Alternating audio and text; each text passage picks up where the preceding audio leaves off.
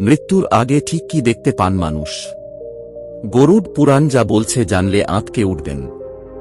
গরুড পুরাণে ভগবান বিষ্ণু ব্যক্তির কর্ম, মৃত্যুর পরে তার ফল ইত্যাদি সম্পর্কে বিশদভাবে ব্যাখ্যা করেছেন।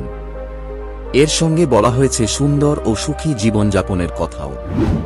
স্বর্গনরকের ধারণা ব্যাখ্যা করা হয়েছে।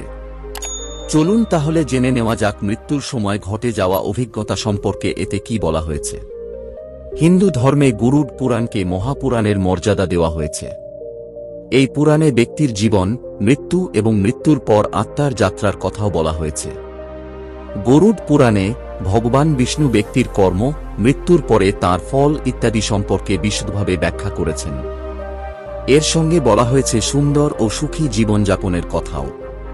স্বর্গনরকের ধারণা ব্যাখ্যা করা হয়েছে। চলুন তাহলে জেনে নেওয়া যাক মৃত্যুর সময় ঘটে যাওয়া অভিজ্ঞতা সম্পর্কে এতে কি বলা হয়েছে।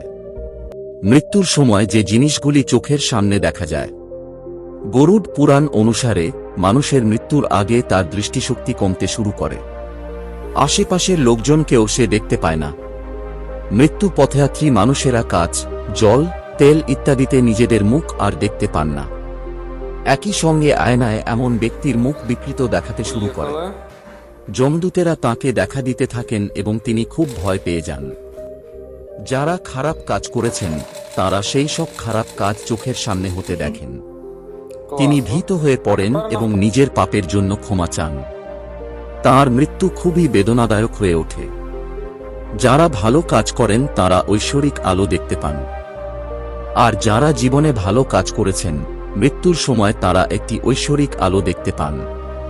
এ ধরনের মানুষ মৃত্যুর সময় মোটেও কষ্ট পান না, বরং সহজে ও শান্তিতে ইহলোক ছেড়ে সরাসরি ঈশ্বরের আশ্রয়ে স্থান পান।